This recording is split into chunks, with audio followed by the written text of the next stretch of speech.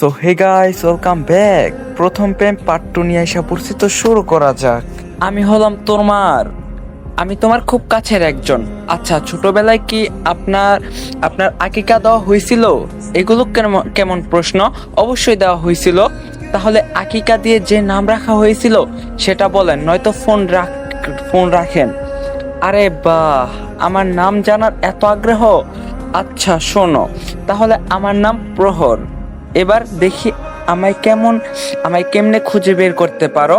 কথাটা বলে লোকটা ফোন কেটে দিল। আজব লোক তো, আমাকে কিছু বলার সুযোগ না দিয়ে ফোন কেটে দিল। আমি আর 7-5 না ভেবে ঘুমিয়ে পড়লাম। কেটে গেছে 7 দিন, সবকিছু তার আপন গতিতে চলছে, তেমনি আমার জীবনও। একদিন একবারও আমার নীরব ভাইয়ের সাথে কথা হয়নি। মামা বাড়ি যাওয়াটা একদম কমিয়ে দিয়েছি। বেশ কিছুদিন ধরে মামা বারবার ফোন করছে ও বাড়িতে যাওয়ার জন্য। তাই ঠিক করছি আজ বিকালে যাব, তবু নীরব ভাইয়ের মুখোমুখি হতে চাচ্ছি না। বিকালে নীরব ভাইয়াদের বাসায় গিয়ে বেল বাজাতেই নীরব ভাইয়া এসে দরজা খুলে দিল। কি চাই? বাথরুম পরিষ্কার করতে আসছি। হোয়াট? কি হোয়াট? আমাকে দেখে আপনি বুঝেন নাই যে আমি এখানে কি করতে আসি? যত সব, সরেন দেখি, ভেতরে যেতে দেন। নীরব ভাইয়াকে কিছু বলতে না দিয়ে আমি ভেতরে ঢুকে গেলাম। বাড়ি থেকে ঠিক করে আসছি, এখন থেকে নীরব ভাইয়াকে একদম ইগনোর করব আমি। তাকেও বোঝাবো যে আমারও আত্মসম্মান আছে। আমিও সোজা মামির কাছে চলে গেলাম। অনেকক্ষণ গল্প করলাম দুজন। রাত প্রায় 8টা বাজে। রাতে ভাইয়া বাসায় যাওয়ার সময় আমায় নিয়ে যাবে। কিছুক্ষণ পর মামির এক প্রতিবেশী এসে মামিকে ডেকে নিয়ে গেল। তার কি যেন সমস্যা হয়েছে, তাই বাড়িতে এখন আমি একাই। নীরব ভাইয়াও আছে তার ঘরে। আমি সিঁড়ি দিয়ে নেমে নিচে যাচ্ছিলাম, তখনই কিছু একটার সাথে বেঁধে পড়ে যেতে নিলেই কেউ আমাকে ধরে ফেলে, কিন্তু শেষ রক্ষা হলো না। দুজনেই নিচে পড়ে গেলাম। কোমরটা বুঝি ভেঙেই গেল। পরক্ষণেই মনে পড়লো নীরব ভাইয়া তো আমাকে ধরে না, আমাকে ধরবেও না। তাহলে আমাকে কে ধরলো? ভূত না তো আবার? তাকিয়ে দেখি একটা ছেলে দাঁড়িয়ে আছে, বেশ সুদর্শন। এই আপনি কে? হ্যাঁ, আর আমাকে কেন ধরলেন? জি, আর বলুন তো। ভাবলাম আপনাকে ধরে হিরোদের মতো পড়ার হাত থেকে বাঁচিয়ে নিব, কিন্তু তা আর হলো কই। মাঝখান থেকে নিজেও পড়ে গেলাম। বেশ হয়েছে, পড়ে গেছেন। খুব শখ না হিরো হওয়ার? কি হচ্ছে এখানে? নীরব ভাইয়ের কথা শুনে দুজনেই তার দিকে তাকালাম। উনি ছেলেটাকে উদ্দেশ্য করে বললেন, প্রহর, ঘরে আয়, কাজ আছে। নীরব ভাইয়ের কথা শুনে মনে পড়লো এই লোকটার কথা। সেও নিজের নাম প্রহর বলছিল। গত 7 দিনেও আমার ফোনে এমন অনেক মেসেজ এসেছে, যদিও আমি সেগুলো একদম ইগনোর করছি। আচ্ছা, এই লোকটাই কি সেই লোক? না, সেটা কিভাবে সম্ভব? এখানে দাঁড়িয়ে এত কি ভাবছিস তামান্না? মামির কথায় ধ্যান ভাঙলো। আচ্ছা মামি, তোমাদের বাড়িতে এসেছে ওই ছেলেটা কে? তোমার যদি ক্রিকেটে জ্ঞান থাকে তাহলে তুমি ক্রিকেট থেকে ভালো টাকা আর্ন করতে পারবা। তোমার যদি ফুটবলে ভালো জ্ঞান থাকে তোমরা ফুটবল থেকে ভালো টাকা আর্ন করতে পারবা। এছাড়াও সেখানে অনেক প্রকার গেম আছে যেটা খেলে তোমরা টাকা আর্ন করতে পারবা। এবং আমার প্রোমো কোড ইউজ করে ফার্স্ট ডিপোজিটে 200% বোনাস পেয়ে যাবা। সাথে আছে আইফোন 14 প্রো ম্যাক্স জেতার সুযোগ। সো লিংক থাকবে পিন কমেন্টে। ও প্রহর, ও তো আমার বড় ভাইয়ের ছেলে। ও, আমি কেন তাকে আগে দেখিনি? ওরা সবাই তো দেশের বাইরে থাকতো, তাই হয়তো দেখিসনি। গতকালকেই দেশে এসেছে। আচ্ছা, আবিরের আসার সময় হয়ে গেছে, চল তোকে খেতে দিয়ে দেই। চলো। রাতে ভাইয়ার সাথে বাড়ি ফিরলাম। তখন ভাইয়া আমায় জিজ্ঞাসা করলো, তামান্না, তোর সাথে কি নীরবের আর কোনো কথা হয়েছে? না ভাইয়া। আচ্ছা, তোর তো আজকে অফ ডে ছিল, তাহলে হসপিটালে কেন গেলি? তুই ছিলি না তাই। তোকে ছাড়া বাসায় থাকতে আমার একদম ভালো লাগে না। তুই একটা বিয়ে কেন করিস? তুই একটা বিয়ে কেন করিস না? বউ থাকলে সব ভালো লাগবে। তুই খুব পেকে গেছিস, তাই না? সবই তোর অবদান ভাই। তাই বুঝি? আজ শুক্রবার, আজ আমাদের বাসায় মামা আর মামি বড় ভাইয়াদের দাওয়াত করা হয়েছে। মামির বড় ভাই নাকি আব্বুর খুব ভালো বন্ধু ছিল, অথচ আমি কিছুই জানতাম না। সকাল থেকেই খুব বোর হলাম। মামি সকাল সকাল এসে মায়ের সাথে কাজ করছে। আমায় হাত লাগাতে দিচ্ছে না, অসুস্থ থাকায়। যদিও অন্য সময় কোনো কাজ করি না। পাশেই আরিশদের বাড়ি, তাই ভাবলাম বোর হওয়ার চেয়ে আরিশকে জ্বালিয়ে আসি। আরিশদের বাড়িতে এসে দেখলাম ওর ভাই খুব মনোযোগ দিয়ে কিছু লিখছে। ওর নাম আহির, মাত্র ক্লাস 4-এ পড়ে। কি লিখছিস পিচ্ছি? আরে আপনি, তুমি আসছো, একটু সুন্দর করে চিঠিটা লিখে দাও তো। কিসের চিঠি? আরে আরে আমার গার্লফ্রেন্ড রাগ করছে, তার রাগ ভাঙানোর জন্যই এই চিঠিটা লিখছিলাম। আহিরের কথা শুনে যেন আমি শূন্যে ভাসছি। ছেলে বলে কি? এই ছেলের বয়স হয় নাই 10 বছর, এখনই গার্লফ্রেন্ড জুটিয়েছে। হ্যাঁ আপু, আমাদের 2 বছরের রিলেশন। আচ্ছা আপু আমি যাই, আম্মু ডাকছে। তোমাকেই বললাম, কিন্তু কাউকে বলো না। এখন মনে হচ্ছে জীবনে কি করলাম, জীবনটাই বৃথা। এত বছরের নীরব ভাইয়াকে পটাতে পারলাম না, আর এদের 2 বছরের রিলেশন। আরিশের সাথে খানিকক্ষণ গল্প করে বাসায় এসে গোসল করে নামাজ পড়ে নিলাম। সবাই হয়তো নামাজ পড়ে আসবে, এদিকে পেটের মধ্যে ইঁদুর দৌড়াচ্ছে। এখন আম্মু জীবনও খেতে দিবে না, তাই মোবাইল নিয়ে ব্যালকনিতে চলে গেলাম। একটু পরে ঘরে এসে দেখি বিছানায় বেশ সুন্দর একটা প্যাকেট রাখা, সুন্দর কাগজে মোড়া। কিন্তু এটা কে দিল? আব্বু বা ভাইয়া দিল তো আমাকে বলতোই। আমি কি এটা খুলে দেখবো? বক্সটা খুলে দেখি একটা কালো জামদানি শাড়ি আর এক জোড়া ঝুমকা। কালো জিনিস বরাবরই আমার খুব পছন্দ, তাই শাড়িটাও বেশ ভালো লাগলো। তখনই আমার মোবাইলে একটা মেসেজ এলো, শুভ্রপরি, তোমার শুভ্রতায় কালো রং বড্ড মানায়, সবাই তো নীল শাড়ি পরে, তুমি না হয় কালোই পরো। আম্মা, আমার কি গিফট নেওয়া উচিত? কে না কে দিয়েছে, আচ্ছা রেখে দিই, যদি কখনো তাকে পাই তাহলে ফেরত দিয়ে দিব। মেহমানরা চলে এসেছে। মামির ভাইয়ের বউ বেশ সুন্দর দেখতে, অনেকটা বিদেশিদের মতো দেখতে। উনি আমার দিকে এগিয়ে এসে বলল, বাহ, মেয়েটা তো মাশাল্লাহ, এমন একটা মেয়েই খুঁজছিলাম। ওনার কথা শুনে আমি অবাক হয়ে আম্মুর দিকে তাকালাম। তখনই বাকি সবাই চলে আসার কথার প্রসঙ্গে পাল্টে যায়। সবার সাথে বাবা পরিচয় করিয়ে দিল। নীরব ভাইয়া মামা মামি বেশ ভালো মানুষ। কিছুক্ষণ গল্প গুজব করে সবাই খাওয়া দাওয়া পর্ব সেরে নিল। একটা জিনিস বেশ খেয়াল করছি যে এই প্রহর মাঝে মাঝে আমার দিকে তাকিয়ে তাকিয়ে মুচকি হাসছে। ব্যাপারটা খুব অদ্ভুত লাগলো। এই লোকটাকে আমার খুব সন্দেহ হচ্ছে। সবাই মিলে আবার গল্পে বসছে। এত গল্প কই থেকে আসে কে জানে। আমার তো প্রচন্ড ঘুম পাচ্ছে, তবুও ভদ্রতায় খাতিরে মুখে এক ফালি হাসি বুলিয়ে বসে আছি। তখনই নীরব ভাইয়া বললেন, সামনে তো রেজাল্ট দিবে, তামান্না অ্যাডমিশন কোথায় দিবি কিছু ভেবেছিস? নীরব ভাইয়ের কথা যেন আকাশ থেকে পড়লাম। জীবনে প্রথম নীরব ভাইয়া আমার সাথে এত ভালো করে কথা বলেনি। আমি কিছু বলবো তার আগেই ভাইয়া বলল, ওর তো ভালো একটা ভার্সিটিতে অ্যাডমিশন চাই।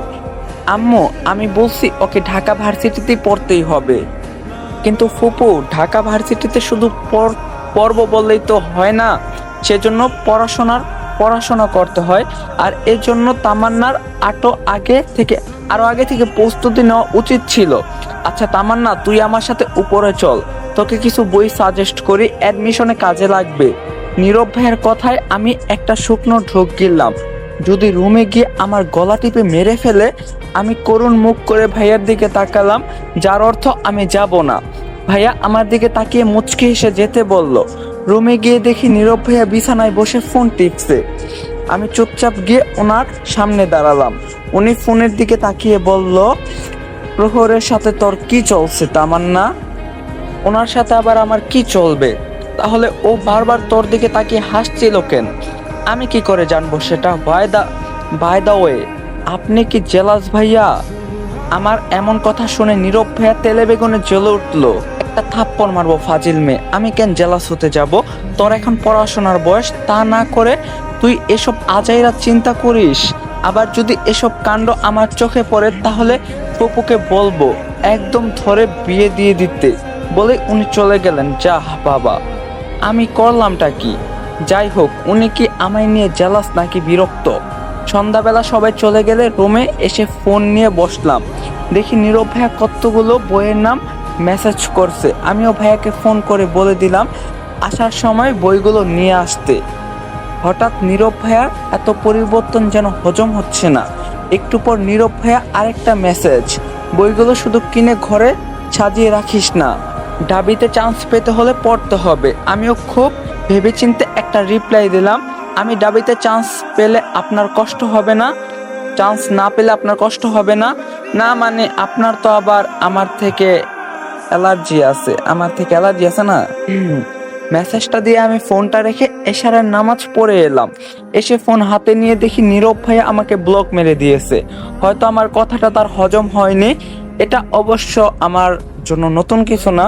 বছরে বেশিরভাগ সময় আমি ভাইয়ার ব্লক লিস্টেই থাকি। তার মনে জায়গা করে নিতে না পারলেও তার ব্লক লিস্টে আমার জায়গা খুব সহজেই হয়। একটু পর দেখি ভাইয়া এক গাথা বই নিয়ে রুমে ঢুকছে।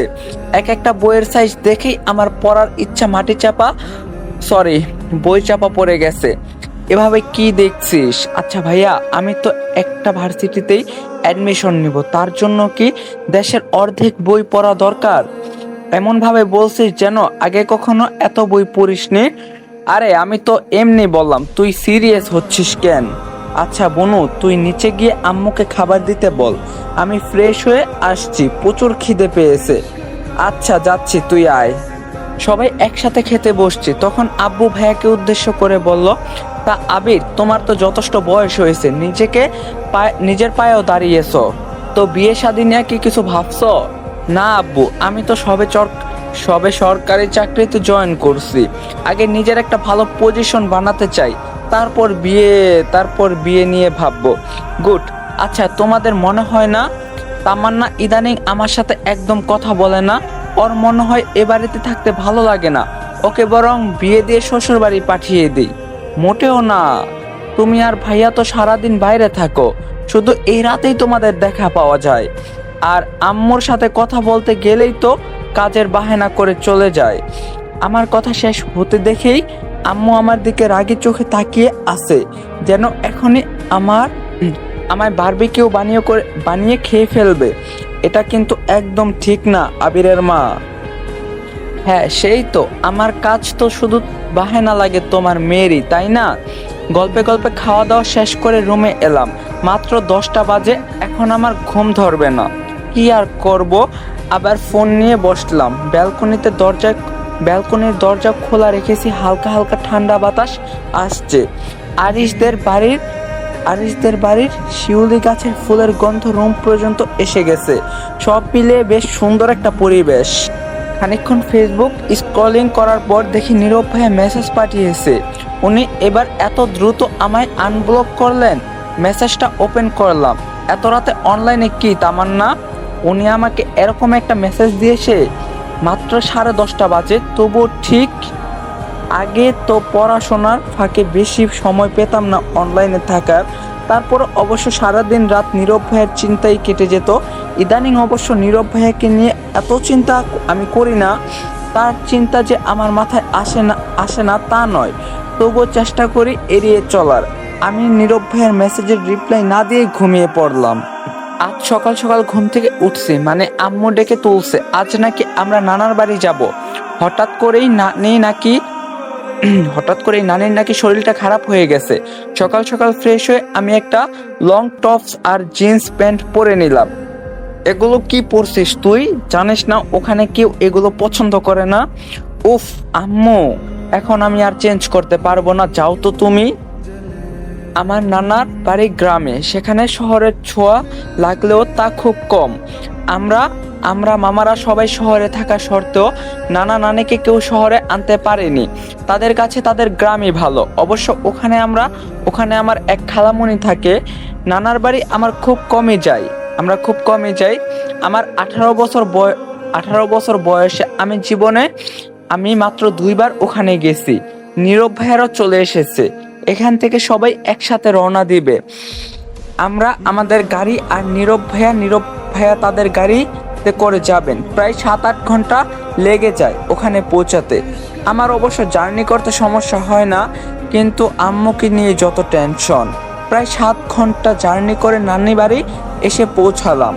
আমরা খালামণিদের বাসায় উঠছি। নানা নানি এখানেই আছে। আম্মু আর মামা তো কান্নাকাটিতে ব্যস্ত। জানি তাদের মা তবু অসুস্থ, মানুষের সামনে এভাবে কান্না করা উচিত না। খালামণি আমাকে একটা রুম দেখিয়ে দিল।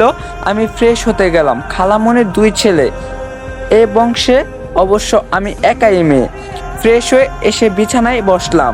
এখন আমার একটা লম্বা ঘুম দরকার, তাই ঘুমিয়ে পড়লাম। জানো, এই সময় কেউ ডাকে না আমায়। আমার ঘুম পুরো হওয়ার আগে ভেঙে গেলে খুব মাথা ব্যথা করে আমার, এটা সবাই জানে না। একেবারে সন্ধ্যার আগে ঘুম ভেঙে গেল। প্রচন্ড খিদে পেয়েছে, যেন এখন না খেতে পেলেই মরে যাব। ফ্রেশ হয়ে নিচে এলাম, কিন্তু কাউকে খুঁজে পেলাম না। তখন দেখি আবার ভাইয়া বাসায় ঢুকছে। আবার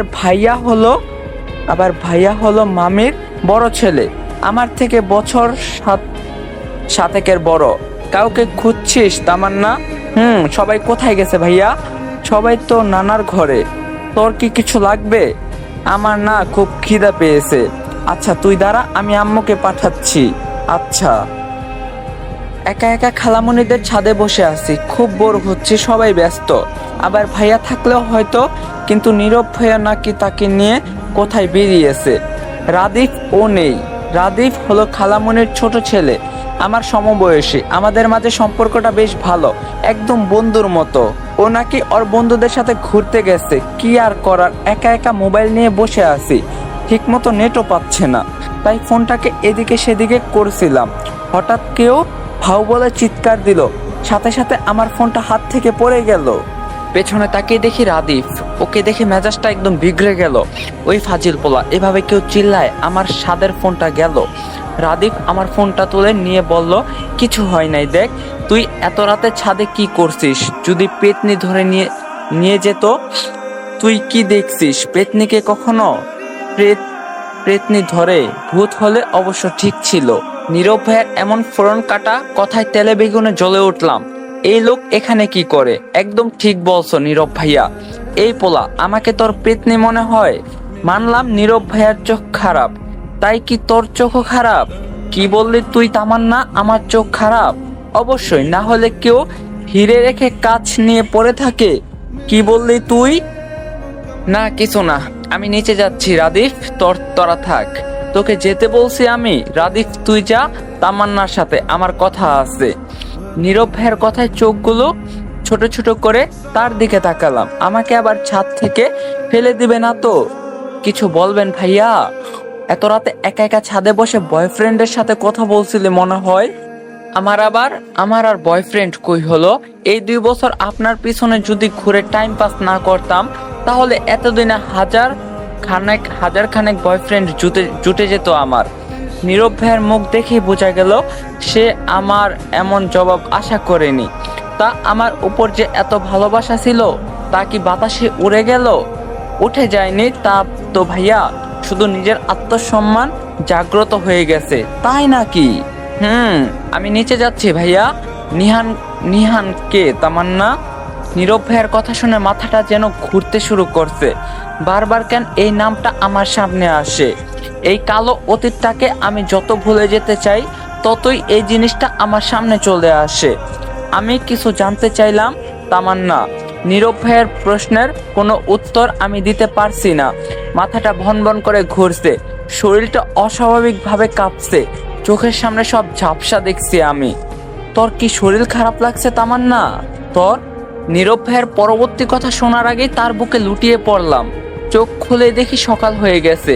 এটা অবশ্য নর্মাল, যখনই আমার এ সমস্যা হয় তখন আমাকে ঘুমের ইনজেকশন দেওয়া হয়। আমার ব্রেনকে এক সময় শান্ত করার একটাই উপায় হলো লম্বা ঘুম।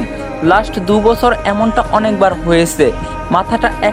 মাথাটা এখনো প্রচন্ড ধরে আছে। একটু পরেই আম্মু আর মামা রুমে এলো। মামা আমার মাথায় হাত রেখে বলল, কাল কি হয়েছিল মামুনি? আমি জানি নীরব নিহানের কথা জানতে চেয়েছিল, তাই বলে তুই এত দুর্বল হলে হবে? নিজেকে শক্ত করতে হবে মামুনি, সবকিছু ভুলতে হবে তোকে। আমি পারি না গো মামা, কিছুতেই ওই রাতটাকে ভুলতে পারি না। আচ্ছা বাদ দে এসব। আফিয়া তুই খাবার নিয়ে আয়। মামুনি তুই ফ্রেশ হয়ে আয়, আমি আজ তোকে খাইয়ে দিব। আচ্ছা। মামা আমায় খাইয়ে দিয়ে চলে গেল। একটু পর নাকি নানিকে নিয়ে হসপিটালে যাবে। কিন্তু আমার মাথা একটাই প্রশ্ন, নীরব ভাইয়া নিহানের ব্যাপারে কি করে জানলো? কোনোভাবে কি আবার ভাইয়া বলছে?